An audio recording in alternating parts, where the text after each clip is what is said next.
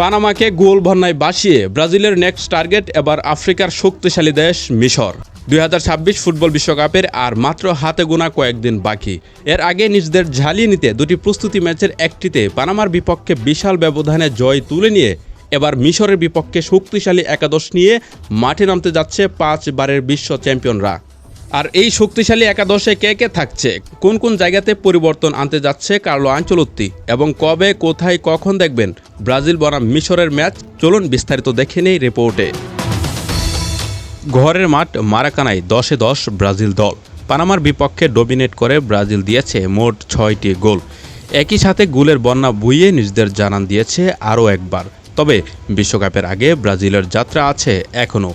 এবার ব্রাজিল থেকে সরাসরি বিশ্বকাপের ভেন্যুতে ম্যাচ খেলবে ব্রাজিল। সেখানে সালা মারমুশদের মিশরের বিপক্ষে নামবে ব্রাজিল। সেখানে পরিবর্তিত একাদশ নিয়ে মাঠে নামতে পারে সেলেসাও দল। গোলবারে গত ম্যাচের দ্বিতীয়ার্ধে খেলেছেন এডারসন, তাই এই ম্যাচে তাকে নতুন করে সুযোগ দিবেন না কোচ কার্লো আনচেলত্তি। সেক্ষেত্রে অ্যালিসনই হবেন মিশরের বিপক্ষে প্রথম পছন্দের গোলরক্ষক। অবস্থা বিবেচনায় কিছু মিনিট ওয়েবারটন আসতে পারেন মাঠে। সেন্টার ব্যাকে ফিরবে ম্যাগালাইস ও মার্কিনিউসের জুটি। যেহেতু বিশ্বকাপ শুরুর একাদশে থাকবে এই জুটি, তাই নিজেদের বোঝাপড়ায় পরের ম্যাচের শুরুর একাদশে থাকবেন তারা। সেক্ষেত্রে আগের ম্যাচ খেলা ব্রেমার ও লিও পেরেরা বাদ পড়বেন মিশরের বিপক্ষের একাদশ থেকে। ফুল ব্যাকেও আসতে পারে পরিবর্তন। রাইট ব্যাকে আসতে পারেন রজার এবেনেজ, লেফট ব্যাকে দেখা যেতে পারে ডগলাস সান্তোসকে।